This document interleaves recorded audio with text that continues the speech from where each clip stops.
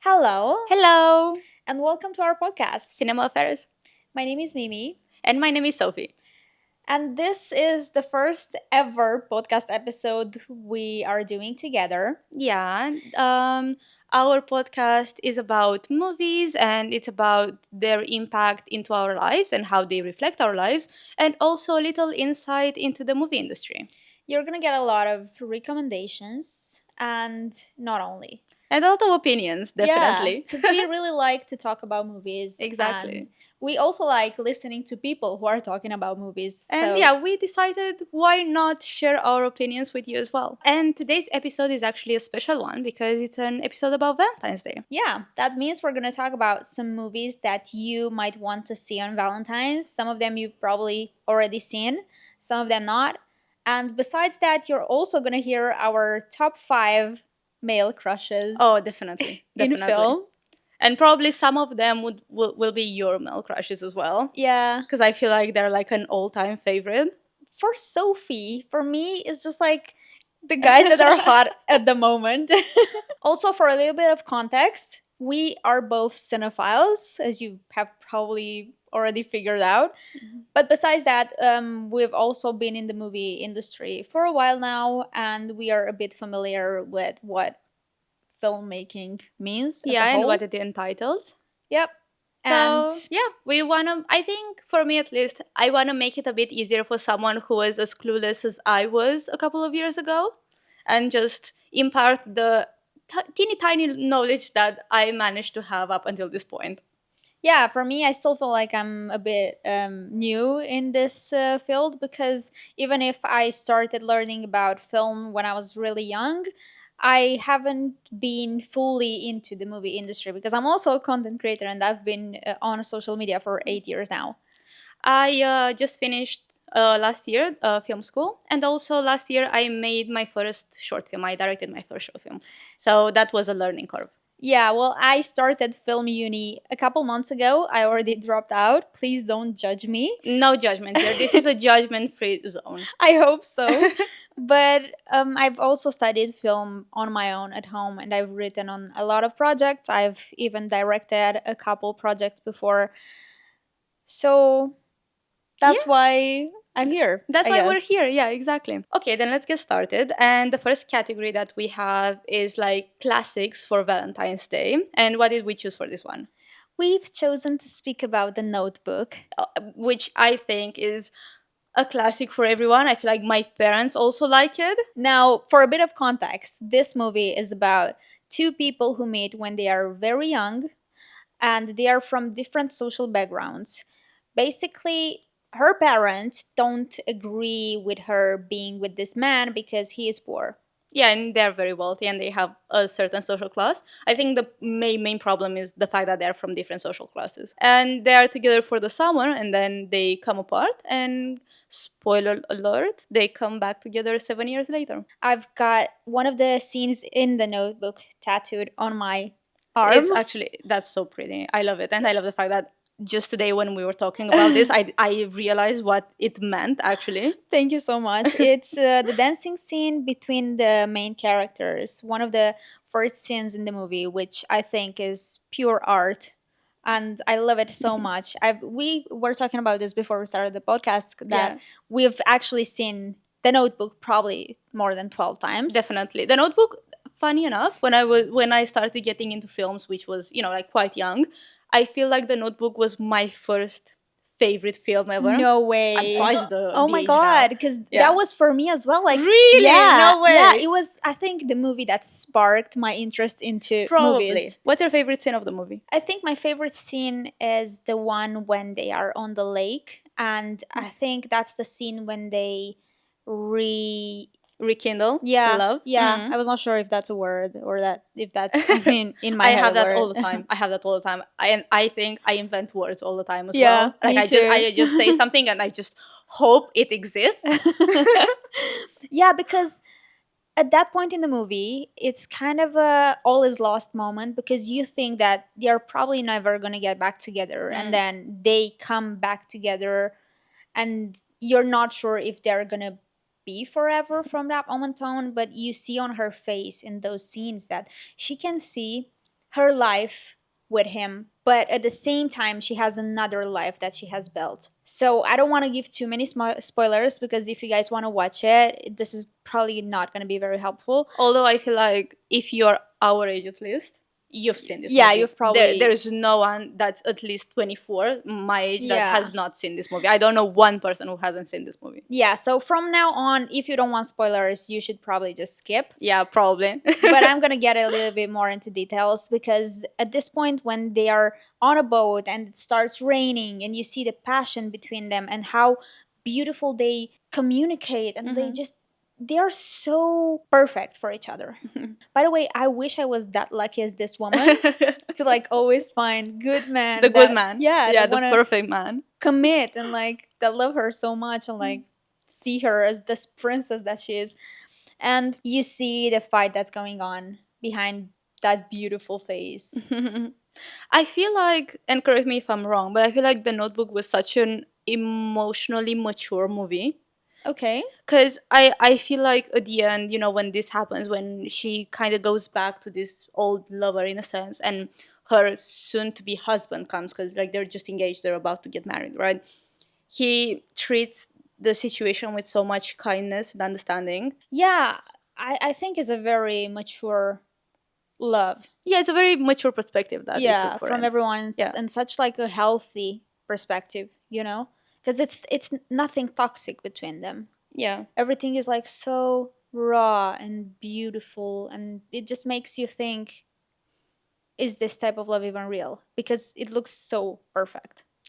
And something that I actually want to say, because maybe some people are not going to understand, I'm not saying that cheating is justified. That's not what I'm saying. I'm saying that in my mind, and the way that I see this and the way that this movie presents it, is that it's not as black and white as some people think it is. Yeah, I think cheating in this movie is presented as a natural product of, Of what happened of the past. yeah, of love, after all. And I honestly don't blame people who are cheating. Yeah, I think there's always a reason why it happens. Yeah. I think even if sometimes it's just based on, I don't know, your childhood or what happened to you. It doesn't even matter, honestly. It's just like such a natural part of life to be with someone and be attracted to somebody else. Yeah, yeah. I don't think necessarily, you can tell someone, oh, if you cheat is fine. Because I feel like you do when you're in a relationship and you both agree that you're going to be monogamous. Yeah, is that, Yeah. Yeah, But because I do think that at the end of the day, it is a conversation that needs to be had. And obviously, the other partner, they have all the right in the world to be like, okay, I didn't sign up for this. This is not what I want. But I don't think that someone who cheats is by default a bad person. Yeah, I think it's something that happens. Like good people do bad things, and that's Yeah, just one of those situations. I'm not sure this is even a bad thing. I think people have their own persona, if that makes any sense. And like, if for example I'm with someone now and someone from the past just comes into my life unexpectedly, I probably won't even have time to have that conversation, because things will unfold unexpectedly with the other person, and I would probably not want to worry the person I'm with by telling them about this person from the past. But like at the same time, there is some unfinished business there, and I have to explore that. I'm not saying this as a person who has lived through it. I'm saying it as a person who wanted to understand people who Yeah, cheat. yeah. And I honestly, at this point in my life, I wouldn't blame anyone for cheating. I think what is wrong about cheating is the lies. Yeah, it's the lies, and it's the fact that the other person in the relationship didn't agree to that. Past Yeah, that. and also there are like different types of cheating. Yeah. Yeah, no, definitely. Like I think the one in the Notebook is very forgivable. Yeah. Just But sometimes cheating happens because people are unsatisfied. And they are unsatisfied. too scared to leave, so they cheat instead, which is really not fair. Like, if you're not, if you don't want to be with somebody anymore, just tell them. Yeah. Just let them go. But I think for those people, I would tell them, here's the number of a very good therapist. You seem like you have some business you never took care of. Go and solve your problems. Yeah. Well, I think we can skip to the next one now. So the next one is actually Babygirl, which Hmm. is in the category of like new picks and new movies that just came out a couple of months ago. And if you haven't seen them, you should give it a watch. And also, it sparks really interesting conversation. This one. Yeah, honestly, like while I was watching Babygirl, even after it finished, I was thinking, I'm not even sure if I would recommend this movie because Mm. it's a fun watch, but it's not a great movie. It's not a great movie, but I do think it's a movie that brings to surface important conversation that people should have, and Yeah. maybe they felt weird to have them up until this point. Yeah, I find it so funny how people can have so much sex and never talk about it.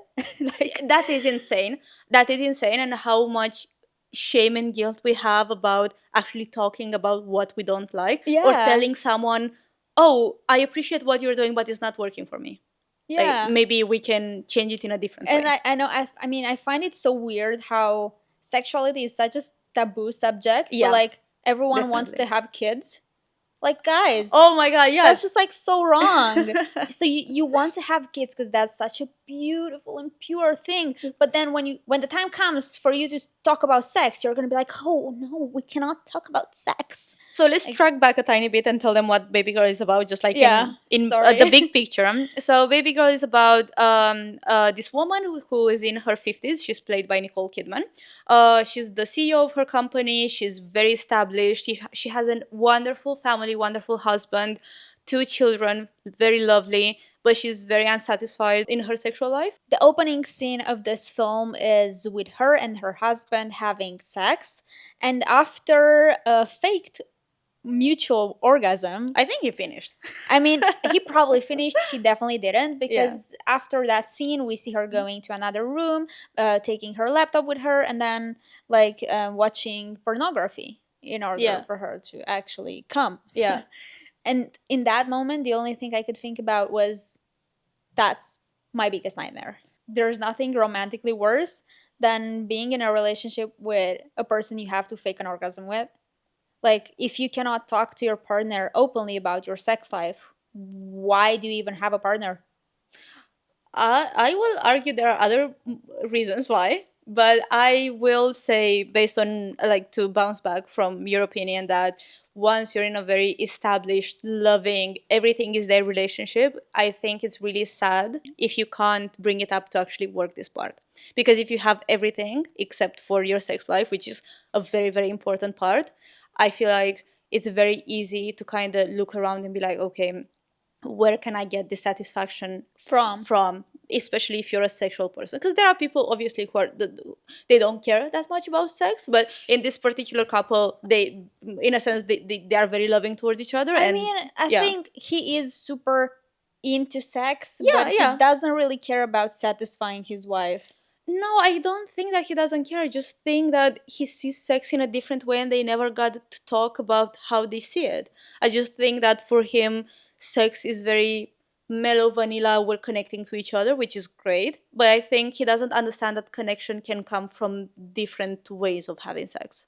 And that's the main thing about this movie that I found that I liked, and why I think people should see it, especially maybe older people, because you can understand that kinks are not necessarily there just to spice it up. You can actually feel close to your partner by being satisfied the way that you want to be satisfied.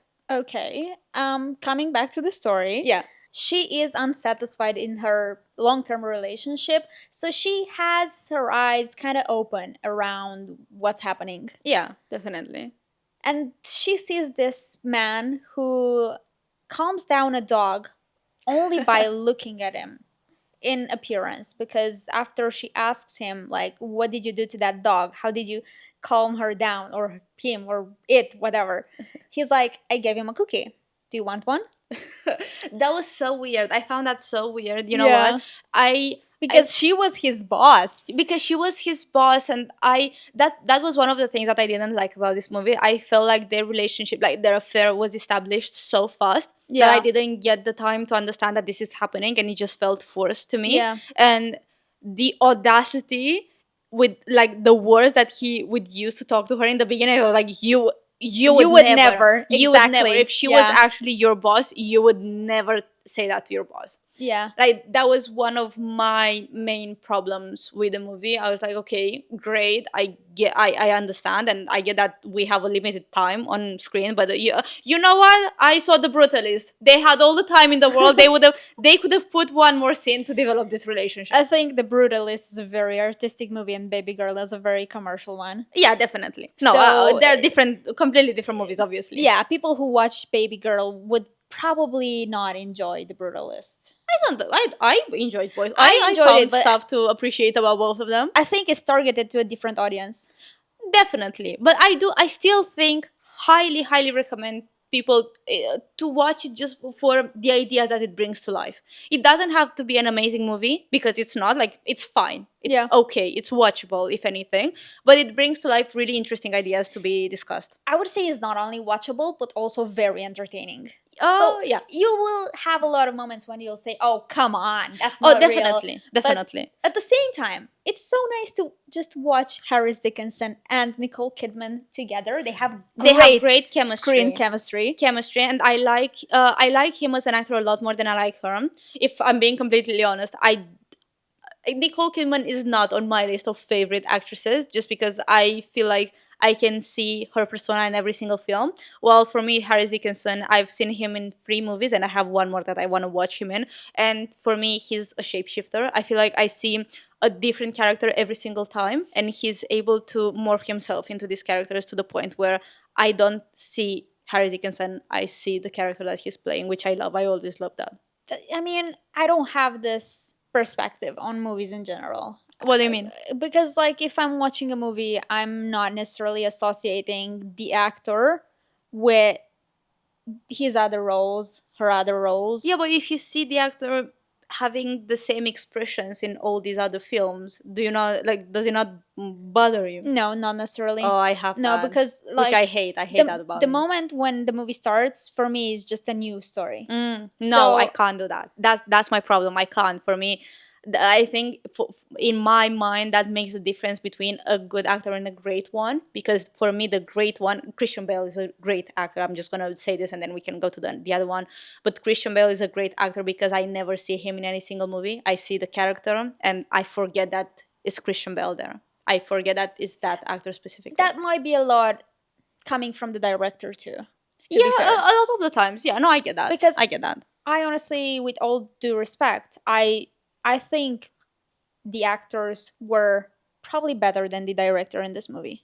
Okay. I think it was a great story that had a lot of potential. The theme behind it and, like, the message it sends is really powerful and, like, worth discussing about. But the execution, And with that being said, should we go to our personal favorite? yeah, Go.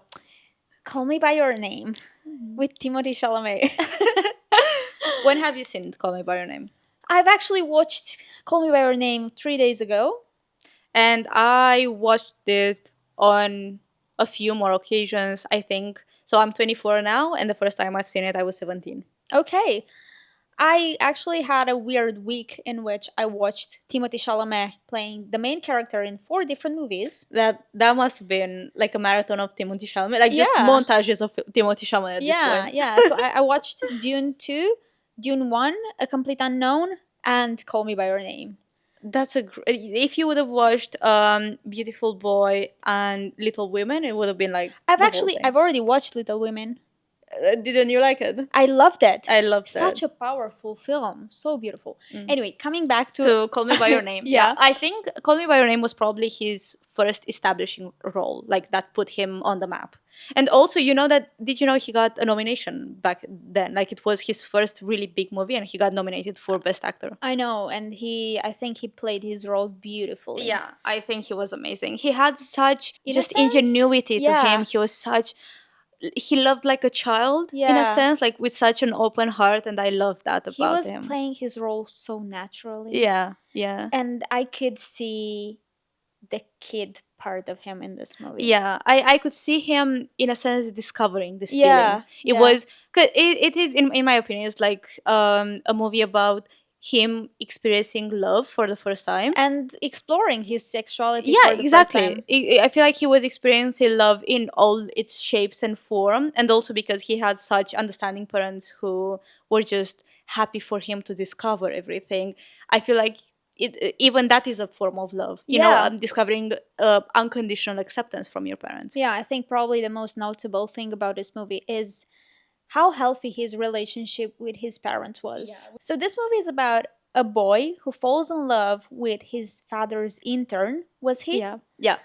And this intern is spending the summer at their house, and it's this beautiful vintage looking house In in Italy, Italy. yeah, so And beautiful. they're speaking half French, half English, a little bit of Have yeah, Italian. yeah, yeah, a bit of German at some point. Yeah, they are so Inte- so multicultural. intellectual, like such an intellectual family. Yeah, his father is a teacher. Yeah, he's a historian. Actually, I think. Yeah, Yeah, I think so. I might be wrong. But I think he is because I think he was they a teacher teaching history, a historian. Yeah. So because his father has this intern over at their house, he kind of develops a sort of a crush for him, but they never really talk about it until a point. yeah, So it's this quiet tension that keeps building up. they showcase so beautifully that those few moments between two people when you don't know, oh, does he like me, does he Yeah, that not, is what's so happening, beautiful. like you just feel every touch, you just interpret everything, you're trying to make sense of everything, which is so just, oh, I love that, Yeah, I me love too. that. Because when you first fall in love with somebody, there are the looks. There's something more. It's like some sort of curiosity that you see in that person's eyes when he looks at you, and you're just like, I think he wants to know more. Yeah. And I think I saw that very clear between them Mm. because they took their time with the build up of the love Oh, story. definitely. They did such an amazing job. And this movie is so beautifully made. The frames are so, so pretty. It Peaceful. feels you kind of feel like you're a fly on the wall. You feel Yeah. like you're in there and you can see every single thing that's happening. They did such an amazing job with cinematography because it just makes you feel like you're in that world, which is it's amazing. And they build some of the scenes so intimately. You just it's like you can feel their breath, if Yeah. you get what I mean, which is insane. It's so beautiful. I love that. It's a very dreamy universe. Yeah. And while I was watching it, I kept thinking, I wish my childhood looked like this.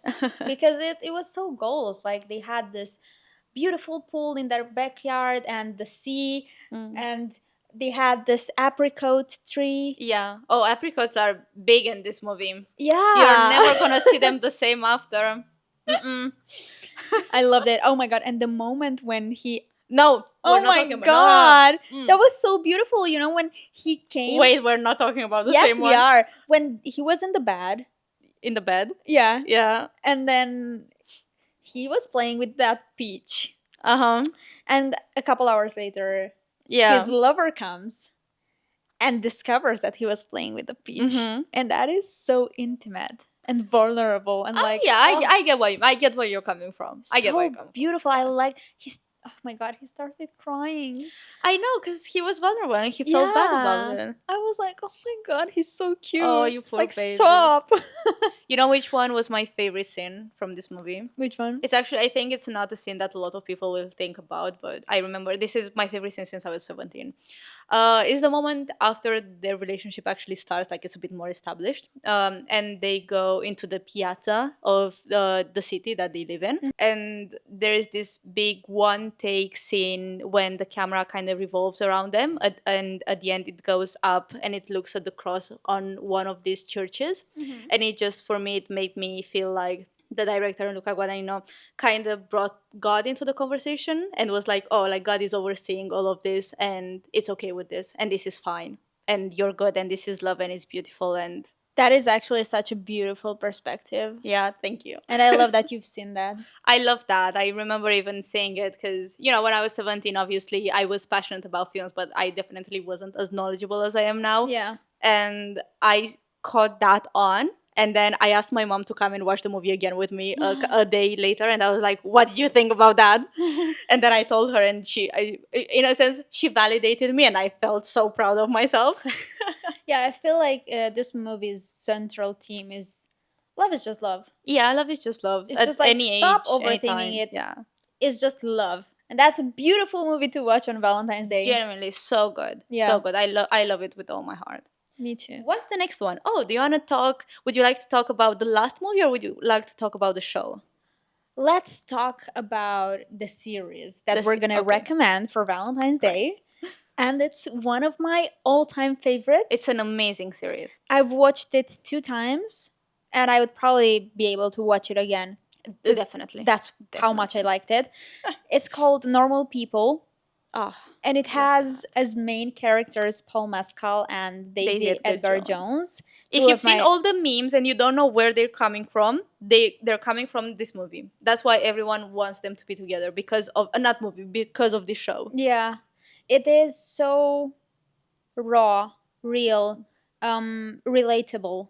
It's a movie between a guy and a girl. It starts with them being in high school. Yeah, they're Yeah. in high school. They're in the same high school, and his mother is this girl's maid, Oh yeah. and that's how they start kind of connecting. But this girl is kind of a nerd, so But the funny thing is that he's a nerd as well. He just doesn't want the world to know. yeah, Like that's he's true. very knowledgeable. He's very smart. Yeah, but he hangs out with the cool kids. Yeah, and she doesn't. And I feel like, like that's the whole idea that she's portrayed as being very strange in a sense. Yeah, and she's bullied all the time because she's different. Yeah, but that's the thing. She's bullied because she's herself, and she's Yeah. very unapologetically herself in a Yeah. sense. Which I feel that's an interesting thing that happens throughout the story. That I feel like she loses that thing of just being herself, and then Yeah. she gets it back, which I think is very beautifully portrayed. Yeah, that's true. And they kind of fall in love, but he does not want to own his relationship with her Yeah, and his feelings. because she is not cool enough. Mm. And that's so painful to watch Yeah. and so relatable at the same time. I feel like the entire show is a push and pull between them. Like they are together, they're not, they fall apart, they come back together. And mostly that's the thing I love about the show, that it's not toxic, but it emphasizes so much about communication and why people need to communicate. When you're in a relationship, you need to talk to the other people, because I feel like a lot of the times their breakups would happen because they weren't aware about what the other one was thinking, and they didn't know how to communicate that. Yeah, that's true. Because when people are very young, they obviously don't know how to communicate. Yeah. I mean, yeah, but we do follow them on what, like 5, 6 years? Yeah, right? but I feel like in the second season, Mm. they are already past that shame phase. Yeah. No, definitely. Definitely. What's the most heartbreaking part of the series to you? For you? I don't remember the most heartbreaking Can I part tell you about it. mine? So for me, it's literally the last scene with I'll go and you'll stay and we'll be okay. So Oh, sad. So yeah. sad. It's breaking I want to cry just talking about it. I was honestly annoyed by it Why? because I wanted it to end well. Oh, we're sorry, Mimi. We're sorry for not making the series for you. I just wanted them to be together, you know? I think I'm a sucker for movies and shows that don't end up with them together, just because I feel like it's part of life and it showcases how much people change you, even though they might not be in your life for the rest of your life. Yeah, and that's a beautiful perspective too, but still I wanted them to be together. No, I loved the show. And I really loved it. they had great screen chemistry Great too. chemistry. Oh my god, they were amazing. They Yeah. were so good. That series made me fall in love with Paul Mescal. I'm never gonna be healed, but like I'm always gonna have a crush on Paul Mescal because of that. I'm not gonna lie, I feel like that was one of his best roles. Yeah. I feel like it fit him so well, fit her really well. But I feel like for him, I could really feel him in a sense, and it just what? I had a thought, I'm not gonna say it. You sure you don't want to share it with us? I'd like to feel him too. I'm sorry. It's just a joke. I'm so happy you shared that with us. Mm. And our last recommendation, The ultimate love story. ultimate love story. This is the perfect movie, and I said that, and I stand by it. This is the perfect movie. It's obviously drum rolls. La La La La Land. Land. Oh my god. Oh god, this is so good. Yeah, I loved La La Land too when I saw it the second time. I actually kind of hated it after. We did talk about that, didn't Yeah, we? because the first time I hated La La Land, I was like, why did this movie even get a nomination? I just didn't get it because it felt like one of those cliche musicals Oh made in no. Hollywood, you know?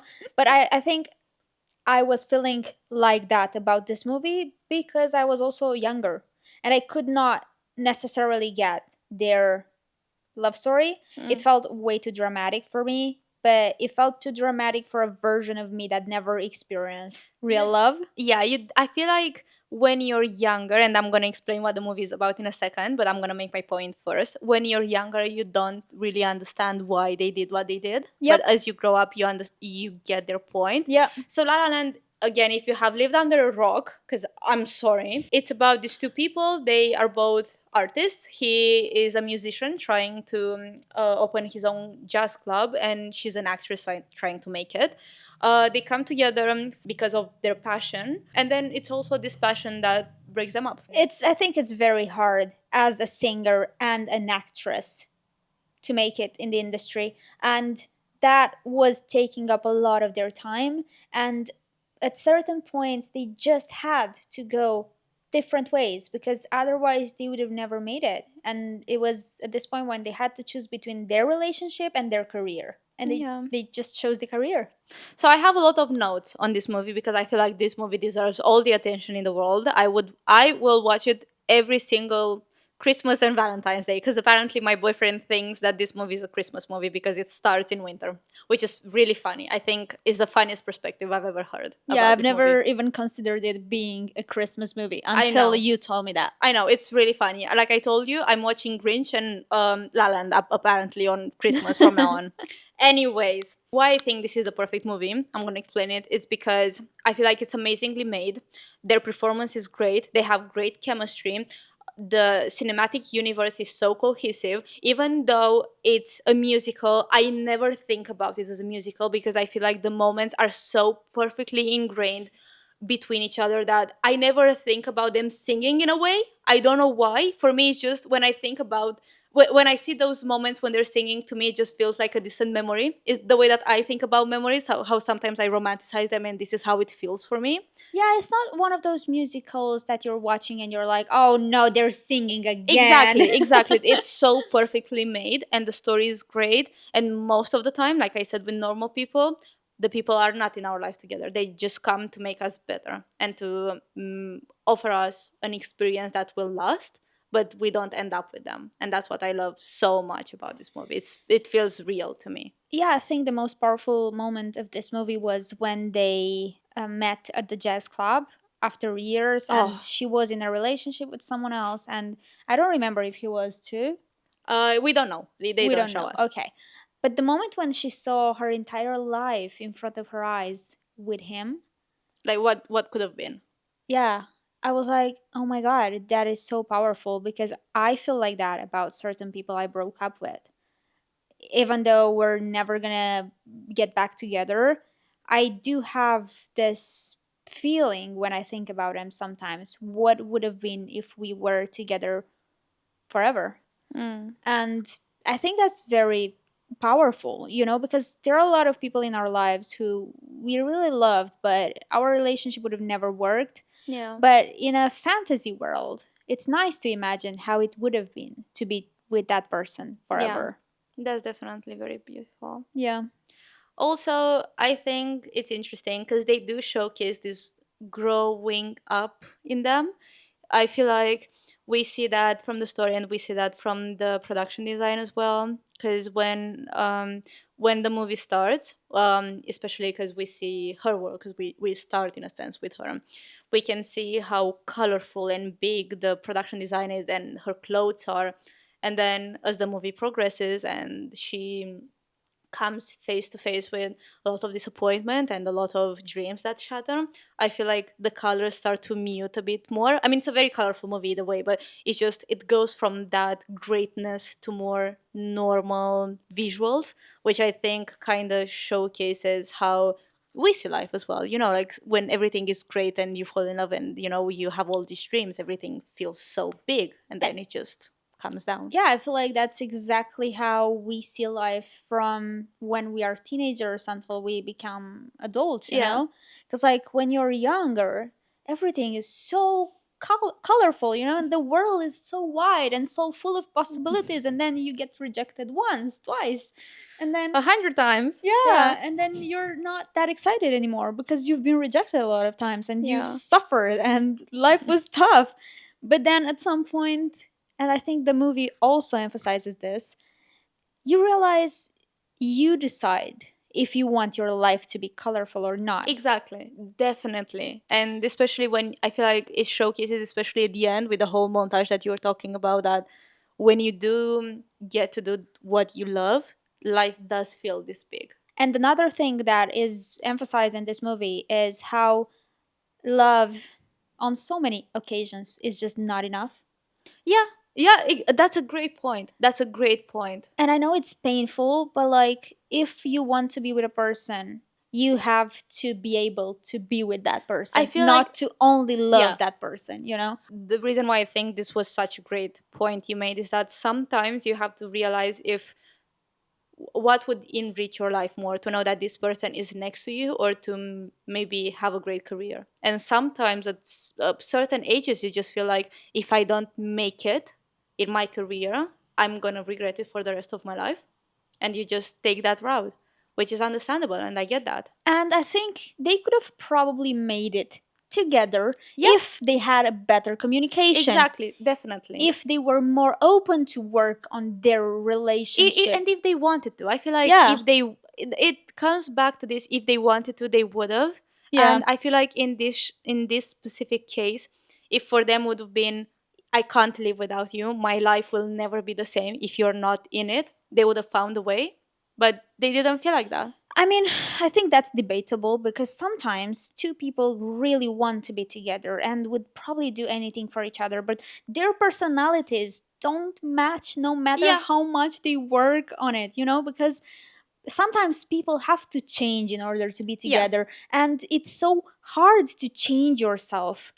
It's impossible to change another person, especially if that person doesn't even want to Yeah, they don't change. want to be changed, and I Yeah, feel like, yeah, that's so important. And I think it's a sign of great emotional maturity when you just realize, you know what, I'm me and you're you, and I love you, but this is not working, and I don't have anything against you, but I don't want to hurt, and I don't want you to be hurt either. yeah.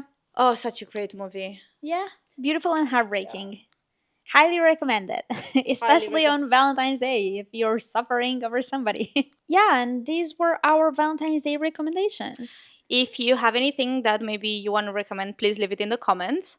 And I feel like we should finish this with our crushes. Yes, Yeah? let's do our top 5 crushes in film. And I'm gonna start with number 5. Let me get my list as well, because I'm having a hard time remembering them. 'Cause Okay. I know my top three, but I have my top five. Okay, I'm not gonna look on it now because I know who's number 5. It's gonna be Matt Smith great choice. in House of Dragon. Great choice. And I'm saying, and I think it's important to mention him because I've never considered him attractive until I've seen him in House of Dragon. Mm. I think the role they gave him complemented him so well. Yeah, I feel like you maybe liked him after House of the Dragons because you liked his personality displayed. Yes, he looked like such a powerful man. Mm-hmm. I was looking at him, and every single time when I was seeing him on screen, I was like, that's a man. Like, that's how a man should act.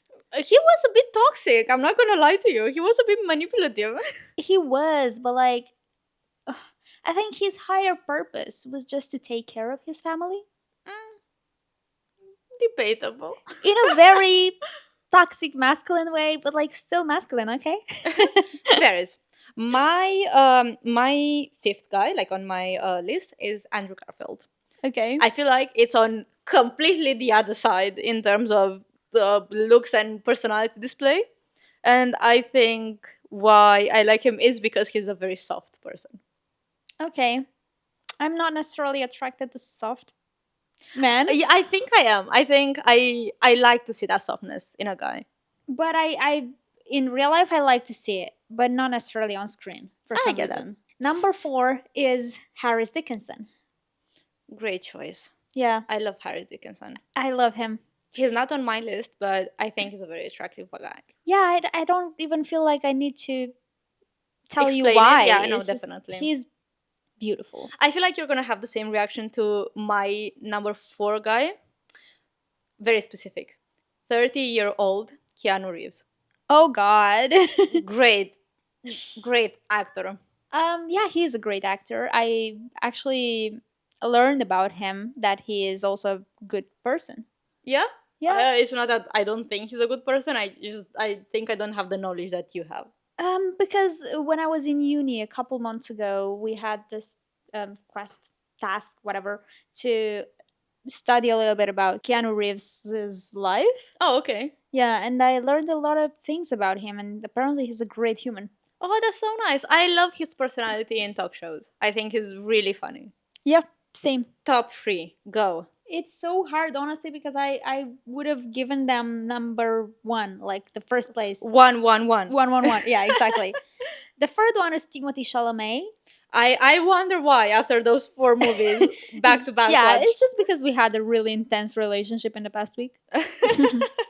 No, I think he's a great actor and he is so powerful in a way. I think he's the type of man that's like so masculine in his, I mean, he's not masculine as The Rock, you know, but Yeah. he's like, Not in a stereotypical way. yeah, he's got this masculine personality. Like the way that he looks at his partners in every single movie, it's so intriguing. But you see, he's very soft as well. In all the roles that he plays, he's a very soft guy. He is a very real guy. A Mm. very, yeah, that's the word, real.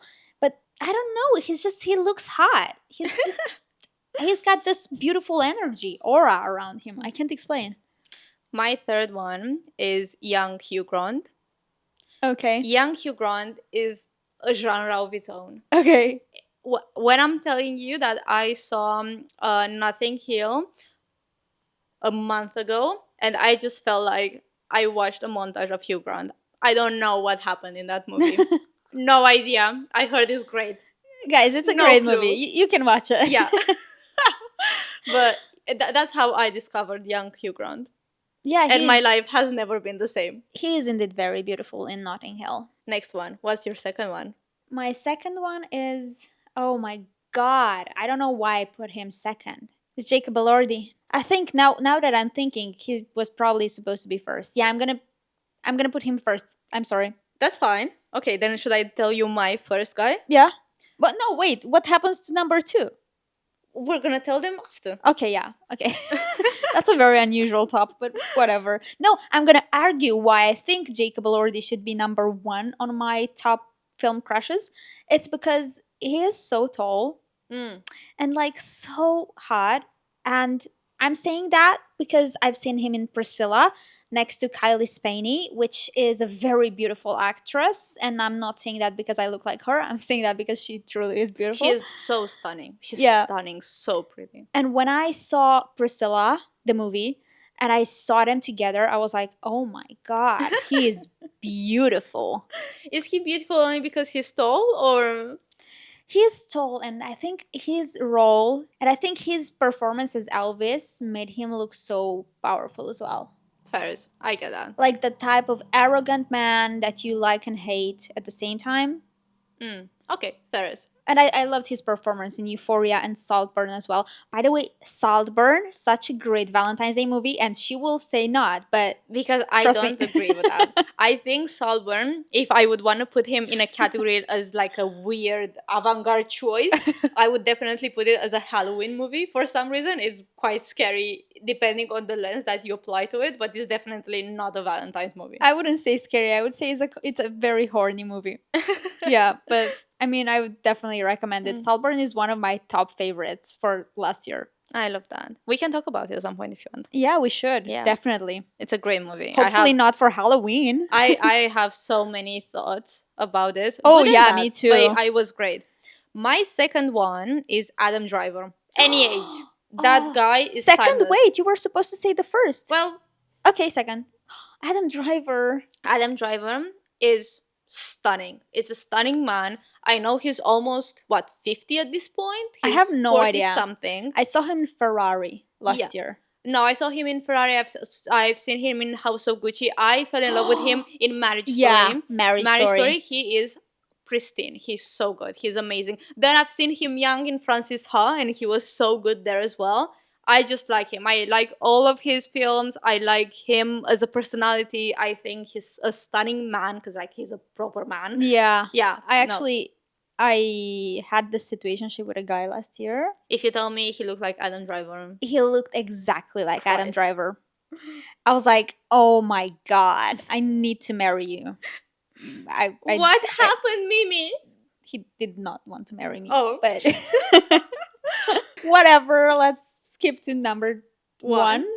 Two for you now with the updated list. Yeah, with the updated list. I'm sorry, Paul, but you're gonna be number two. Jacob already won. It's Paul Mescal. Great actor. Paul Mescal is someone that I would put on my list as well. Well, not before all of this. I've actually had a little bit of an obsession with Paul Mescal. I think after I saw After Sun. Oh, Christ. He's such a great actor. I love the way he plays all of his roles. I loved him in Lost Daughter as well. Even if he was amazing. I love that film. Yep. I cry every single time I see After Sun. Every single time, without question. I bawl my eyes out. Really? I cry like a baby at the end. I don't remember if I cried, but I know it got me really emotional, especially because they went to a Turkey Antalya resort. Was that? Yeah. Was it? Was it in Turkey? I don't know. It was the kind of resort I would go with my inclusive stuff. Yeah. With my parents when I was little, and they had these very specific steaks that I would also have when I was a kid, and it reminded me so much of my childhood, and I could even kind of imagine how cruel would have been if my dad would have gone through what he was going through in the movie. I definitely want us to talk about After Sun more in depth. Yeah, we should make an episode just only about that, for honestly. Paul Mescal. Oh, yes. Right? I'll write that down. Okay, my first guy, which is also age appropriate, is Austin Butler. Okay. Who was also Elvis, by the way, before Jacob Elordi. And he was a lot better. Oh my God, I have not seen that movie. He was great. And great movie, Elvis. I've actually... Christ, man, no. stop doing that. I've actually watched it. I loved Elvis. I remember it now. Elvis is a masterclass in editing. My masterclass God. in editing is so great. And he the was soundtrack? Amazing. So good. If you haven't seen Elvis, I don't care if it's Valentine's Day, you have to watch it. Yeah, go watch it definitely. It's such a great movie. He did an amazing character. He altered his voice in an amazing way. He performed everything. Yeah, he looked just like Elvis. Yeah. It was scary. It was amazing. Amazing movie. And again, the editing is great. Now that, I don't know, whoever cares about editing, Elvis is a masterclass in editing. You see the movie and then you go and watch people talking about the editing and you learn so much. It was great. Yeah, and that was our top 5. Yeah, and this was our first episode of the podcast. We really hope you liked it. And thank you so much for sticking with us up until this point. Yeah, and if you did like it, please leave a like and subscribe, share it with your friends, parents. Yep. Yeah, and thank you so much, and we'll see you next week with an episode about the Oscars. Yeah, it's an Oscar predictions episode, Yeah, actually. so We're gonna exciting. decide who's gonna win, guys. And it's gonna be up to us. Don't kill yourself. Yeah. Thank you so much for being here. Bye. Bye.